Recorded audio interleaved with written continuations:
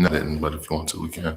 Hey, y'all, how you doing? Welcome to Equally Yoked, Equally After Dark. My name is Louis Conway Jr. And I'm Nicole Conway. We are happy to have you here. We know that we're just getting onto YouTube, so I know folks haven't had a chance to transition yet. So y'all get over here eventually. Yeah. But tonight we wanted to kind of talk about, the beginnings of Yoked Equally and how we met and how things first started off and all of that stuff.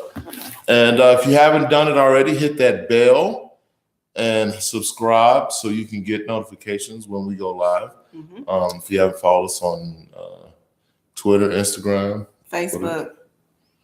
Who are we on Facebook? On Facebook, we are Equally Yoked Marketing. And on Instagram, we are yoked_equally. So make sure you follow us on both places and all of that. So I guess, why are you laughing? Go ahead. Tell me. No, I didn't know where you were starting. So we're gonna start at the beginning. I mean, so where else is a good place for us to start? We figured we'd start. How do we meet? So we met online. We met on the platform of Tagged, and I was at the point in my life where I was going to shut my page down. I didn't realize I had a page there for so many years, and finally, what is that, Facebook? Mm-hmm. And then finally, I said, you know what? Let's go ahead and leave it. And then I saw that I had an inbox message from Louis. So I figured he was just like anybody else that I see on there. So I was like, whatever, I'll take a chance, because that day I was going to delete my page. What website are we on? Tagged. Mm-hmm. We met on Tagged. Say hi to Facebook. Hey. We're just giving y'all this for right now. We need y'all to go over to YouTube. Help us out and go over to YouTube. I posted a link for y'all. Go over to YouTube, please. Yoked Equally. There's a link up under this live. All right. The last link I shared, please go over to YouTube. All right. We love y'all so much.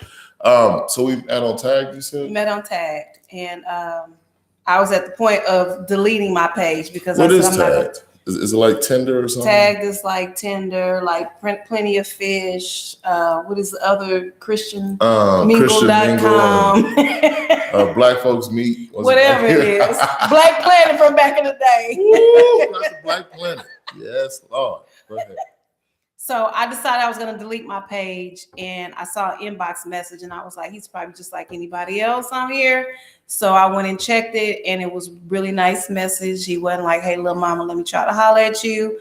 So we started slowly talking on Tagged. We did not go off of there until I knew he was legit. And then we started talking on the phone for a little while, and we found out that we had so much in common.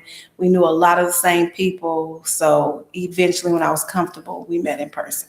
So do you think the time we spent on the phone helped us out? Do you think? Absolutely. Absolutely. Because my thing is, with dating online, sometimes people rush too quickly into trying to meet somebody before you kind of get an idea. You can kind of tell when you're talking to somebody online if they're legitimate or not.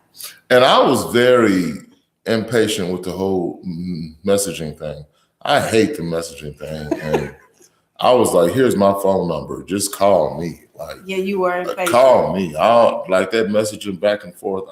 Like, if people who know me now, y'all know the best way to get a hold of me is to call me. Like that texting, my thumb's too fat. I'm just saying. I'm not about to play with you today. I can't do that. I can't text like that. What's up, Big Mark, man? It's good to see you, man.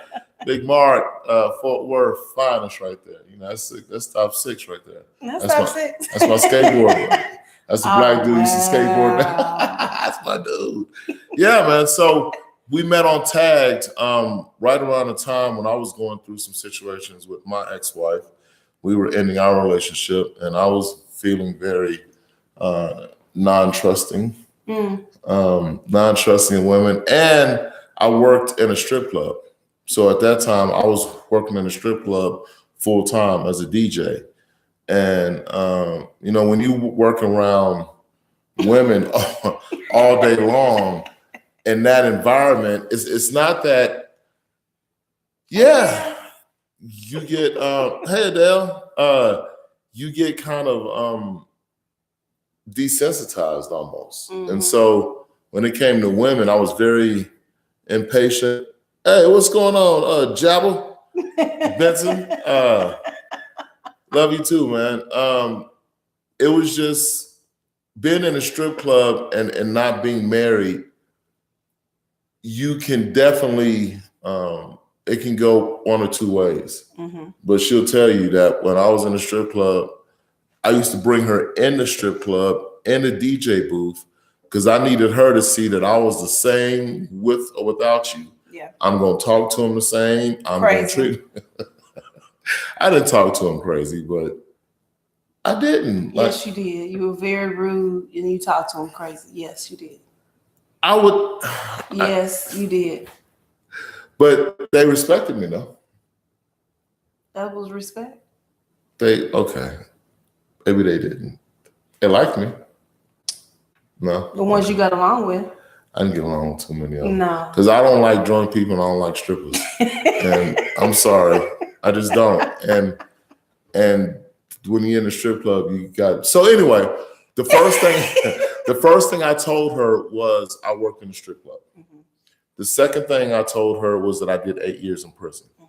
And so for me, it was important for us to be very transparent and to be very authentic. So I didn't hesitate to tell her the things that most people would not tell somebody up front, because my strategy was if she can get past the worst parts of me, then she'll love the best parts of me.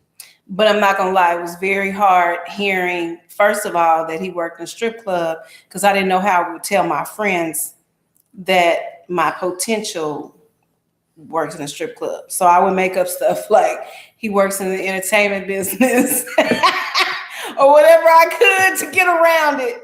But then when he told me about his background, I was like, well, what is this? So I really had to work through that. I really had to press into God to ask him what he wanted me to do, because it was truly not me making those final decisions. But I'm so glad I did, and I didn't hold his past against him, which was very important for our relationship to work the way it has. And I didn't hide my past, which was important too, because I think if you hide your past, that then you take the choice out of folks' hands. Yeah. Right. And so I never hid anything about my past. I never hid anything about my past relationships. She knew that she was my fourth wife. Yep. My fourth and last. You might as well just keep that one going to this time. And she knew. She also knew that I was committed to being a father, and that whoever came into my life was going to have to be committed to being a mother. Right. Right. And so for us, from day one, it has always been about not so much two halves coming together to make a whole, but two wholes coming together and building a team. That's right. And so from the very beginning, we began to build. Like our third date, we started a business. We were going out to eat a lot because I worked in the strip club. We were dating, right? And so we used to go out a lot to eat, and we decided to start blogging about the places that we eat. So that became our first business. Our first business was ATX Food Blogger. Mm-hmm. And at the same time, I was working on my first book, and I wanted to self-publish that book. So we formed a publishing company, 4415, which is based upon our tattoos. It's the day we made it official, April 4th, 2015, in San Antonio, Texas. Yeah, man. When she dragged me into a back alley tattoo shop. Lies. I didn't drag you anywhere. She got me drunk off of ginger ale. Louis don't even drink. She got me drunk on some ginger ale and dragged me. So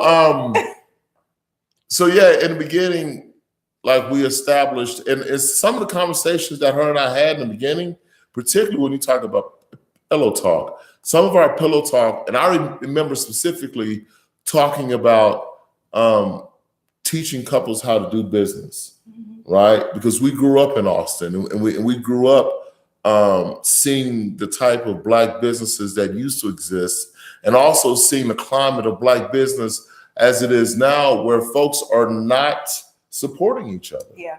Like, we'll support somebody getting a job. We will press like 1,000 times. If I told y'all I just got a job at McDonald's, y'all would blow my page up. But I tell you, we started a business, it's like, oh. And because of that, we should support each other. It's hard starting a new business. It's hard getting off the ground without having the support of your community. So when you have to constantly like post stuff all the time, I remember reading a post saying, are you being too vain by posting about your own business? Absolutely not. But we need to come together as a community to help each other more so they can be built back up. I mean, but part two of that also is why do we build a business, right?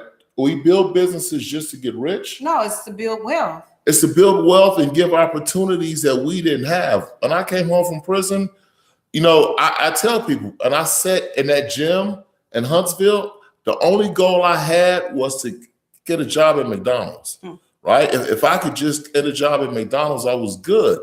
What would have happened had I known someone who had been to prison, who created an organization that would hire me specifically because I went to prison, right? What would happen then? And so that's kind of been our impetus, you know, why I got into the fair chance hiring fight, why we began to work at the Ledge, why we began to work at City Hall, wasn't so much to build our visibility, though that was a byproduct of it. Right. It was about figuring out a way that nobody went through what I went through when you met me. Right? When she met me, I was struggling, not struggling financially, but struggling with my identity. I was struggling with being the worst day of my life for every day of my life. I used to tell her I'm cursed because I killed somebody, right? And that's how I operated. It wasn't until I came into certain technology, certain mind stuffs, and I began to listen to The Stranger's Secret. I began to listen to Earl Nightingale, and I began to listen to Les Brown, and I just began to change my thinking. And once I was able to do that, you know, everything else came into play. So anyway, just kind of going back to how we met and what is making, so what do you think has been responsible for us being able to continue? I really believe that our faith muscle was stretched when we ran for office because it really tests you when you have to wear multiple hats. I don't think folks know your role for the campaign. So for the campaign, I was the chief of staff. Who was our team? You, me, we had a field person, which was Benjamin. And what's up, Benjamin? What's up, Benjamin? Wherever you are, you probably are. Yapping. And we have one other person. My man Matt, who's on the side of a mountain in an RV. That did not live in Texas. In Utah, damn dog. He was on the side. But it was a very stressful time. It really tried our marriage. It tried us as individuals. We were tested on so many levels till it almost cost our marriage. And that's just being transparent. However, we stayed no matter what because we knew that we were being tested. And I really feel that if you're being tested in an area like that, if it's something like that, so it prepares you for whatever else is to come. Because if we had just been thrown into something because this was brand new. We didn't know what to do. We didn't have running for office for 101 or for dummies. We didn't have none of that. We were learning as we went.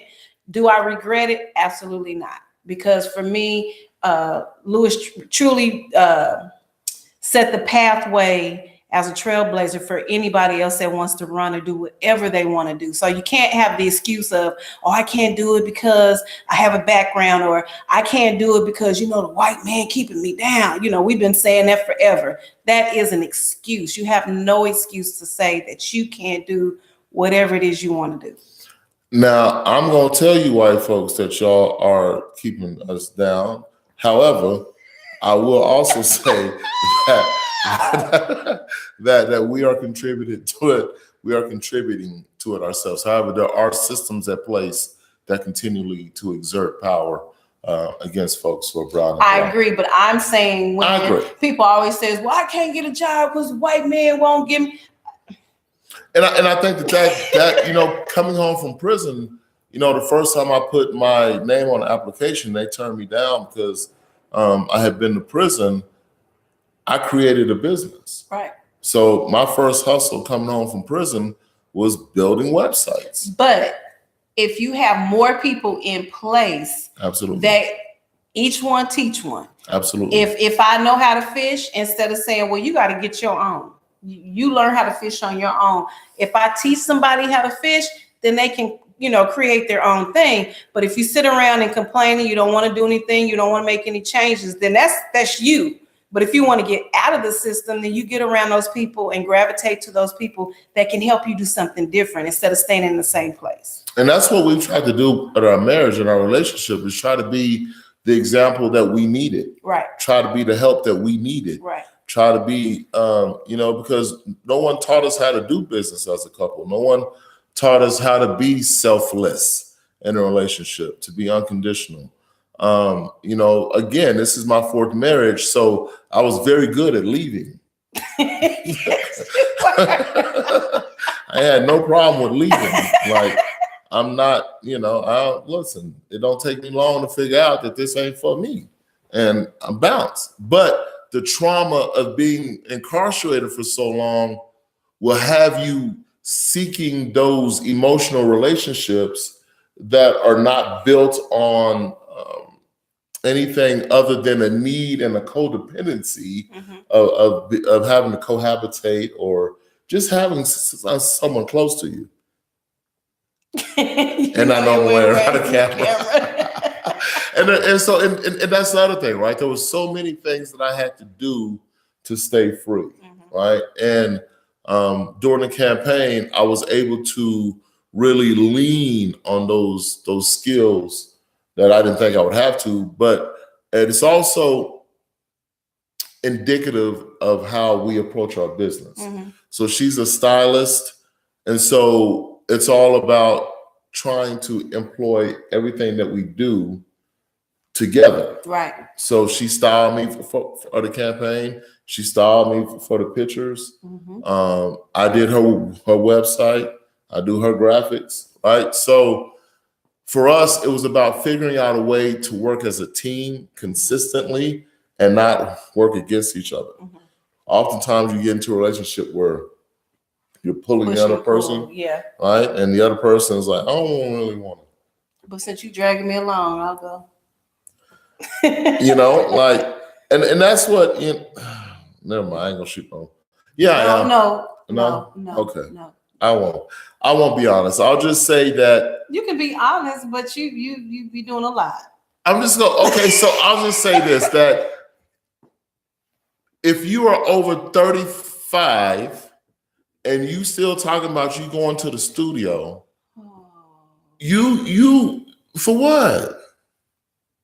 To do what? You're not making no money at it. And that's my whole thing, is that if it's not making any money, it's not making any sense. And I'm not saying that from a capitalist point of view. I'm saying that you have time, a finite amount of time on this planet. And if you're not spending it making sure somebody else has a better way, I mean, come on. Like, when I came home from prison, I gave myself a year as a rapper. From 2000 to 2001. Ask Smackola, he'll tell you. 2002, I became a music video director. 2003, I became an audio engineer. 2004, I became a music publisher. 2005, I became a talent manager. 2006, the further I moved away. What kind of studio are you talking about? Music studio. Music studios, rapping. I do a lot too, Coco. You do a lot. But listen though, here's the thing about it. So the thing that the campaign taught me, and I'm glad you brought that up, is we have to begin to master. We have to begin to employ other people to do other things so we're not doing everything. Being from Austin, we have this mentality of a one-man band. We have this mentality of a one-man production team. So, and it comes from, God bless him, it comes from Robert Rodriguez being a producer, a director, a writer, and a shooter. And we feel like just because we can, that's what we ought to do. But what that does is that precludes us from being able to build an industry here. And that's why people who are in the music industry have a job. Right. People who are in the film industry, they have a job. People who are photographers, they got a job, because we haven't figured out how to spread the wealth so that we can all eat. And so when I talk about collectivism, and when we talk about collectively owning our businesses, that doesn't take money out of your pocket. That doesn't mean that, the cash register doesn't ring anymore. Right. It just means it rings for everybody. And if you got a big plate, there's a section of food for everybody. But we're so used to, oh, this is my plate. You need to get yours because this plate is mine. I was just talking to a brother in the inbox. I won't say his name, but he knows who he is. He asked the question one day. And find stubborn collaborators, right? Yes, you're right. Do we truly support each other? And I had to think about it for a minute. And I said, no, we don't. As a people, we do not support each other like we should. Could you imagine if we supported each other, how much stronger our community would be? How many blocks, not house for ourselves, blocks that we could purchase and put our people on it. But instead it's that crab mentality. I'm not sharing mine. I got mine. You better get yours. Why can't we share the wealth? It's enough for everybody to go around. Like, you have, like, we'll say, for instance, a hairstylist in town, and there's other hairstylists. Well, if you can't take care of that person's hair, then guess what you should do? You should refer them to one of your other sisters. So you know what? I can't get you, but let me refer you to somebody else. That way we keep our dollars in our community, but instead we want to take them all for ourselves, and we can't build anything with that. And that's so real. It's like people will tell you, I will refer people to Lauren at Yellow Stud all the time for graphics.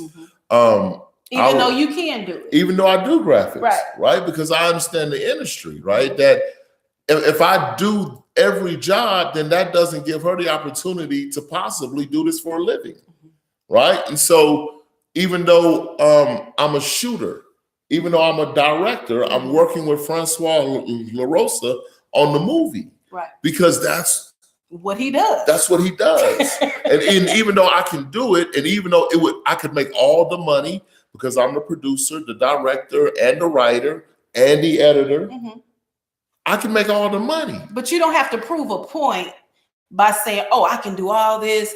But why can't you contract it out to different people? Why can't we build collaboratively, right? And filmmaking should be collaborative. A marriage should be collaborative. Right? And so we don't just post about each other, right? We don't just post. It takes work. Like that. All those married people out there, y'all know it takes work. It ain't roses and sunshine every day. So, I mean, and that's also part of it too, right? Is that it's not going to always be fun. It's not going to always be roses. It's not going to always be sweet. But if we stay in it and we continue to push forward and always figure out something new. Yeah. Always figure out a new project because the new projects keep us young. It keeps us engaged, and it keeps us involved. I agree. You know? But going back to what we were talking about, businesses and stuff, it's also about putting people in place to be leaders. You may be a leader, or the other person may not be a leader, or they may not have the leadership skills it takes in order to lead. But if you help them and put them in place and you show them, you know what, here's the path, let me help you get to this point, and then I'll help you along the way, instead of saying I'm the leader and nobody else can do this but me, then how do you build leadership? And Bill is right. You partner with experts, right? That's right. And so with Vote with Conviction, it was important for us to create a vehicle that could give other folks the experience and opportunity to lead based on their lived experience. Right. It wasn't about us creating another organization that we could get credit for. It was something that we could help build leadership with. Right. And the more opportunities we take. Yes, Lord. The more opportunities we take to give folks leadership, give opportunities. You know, I came under Glenn, and Glenn used to say all the time that, you know, it's the folks who are most directly impacted by the problem that are closest to the solutions. Yeah. But we're the furthest from resources and opportunities. And so I think it's important for us as formerly incarcerated folks, directly impacted people, Black people, Black couples, that we provide opportunities for each other. Right? I agree. So ATX Food Bloggers, it's a interactive food blogger. So folks who want to just get into food blogging, here's an opportunity. Jump on there and do it. Right? It's open. And that was us sharing our passion. Right. And trying to figure out a way to involve other folks and boost businesses. And the other thing is we're both creatives. So that just came naturally. We were dating, so we might as well blog about food since we're out dating. And he's right. It is to boost other businesses, other small businesses, other people that are trying to come up. But we just don't go to them. We go to the typical McDonald's or the Burger Kings. Why can't we go to some of our own people and support them so we can elevate their businesses? Or why can't we create situations so that people don't have to depend on protesting outside of some place that's not hiring people? Why do we have to depend on boycotting a business as opposed to starting our own businesses? Exactly. Right. And I think this is the year. I didn't get a chance to talk about it this weekend, but you know, this is the year of the ballot or the bullets. And what I mean by the ballot or the bullets, either the ballot is going to become more important than the cops' bullets, or the bullets from the cops are going to outweigh the ballot. And until we begin to put as much value into ballots as we do bullets, we're going to continue to have the problems that we're having. So it's not about pushing up against law enforcement. It's not about pushing up against law and order. It's about when are we going to use other social mechanisms to control behavior or to adjust behavior? And when are we going to stop depending on the rich to trickle down wealth in order for us to begin to be able to maneuver as Americans? You know, up until 1970, the wages were growing along with productivity. Since the 70s, productivity has increased dramatically. The wages have stayed the same, but people are getting richer. Back when we had a 90% tax on millionaires, they were forced to give the workers money. So now, as we begin to build wealth, we're building wealth in a way that's going to give us a generational opportunity to make a difference. Yeah, man. Anyway. The doors of the church are now open. Will there be one? So every Monday night, Equally Yoked Equally here on YouTube. Make sure you subscribe. We're going to bounce back and forth to Facebook until y'all get it right and figure out that we're on YouTube. Migrate. Help us over, come on over to YouTube. We'll still do some Facebook stuff too, but we're trying to build up our audience on YouTube. So help us out if you can. Share it. Yes. Tell somebody about us. Shout out to our stubborn collaborators. The Cobb family, Team Cobb. Team Cobb. Thank you so much. Thank you for being an absolute value in our lives. And we appreciate all the folks that have supported us too.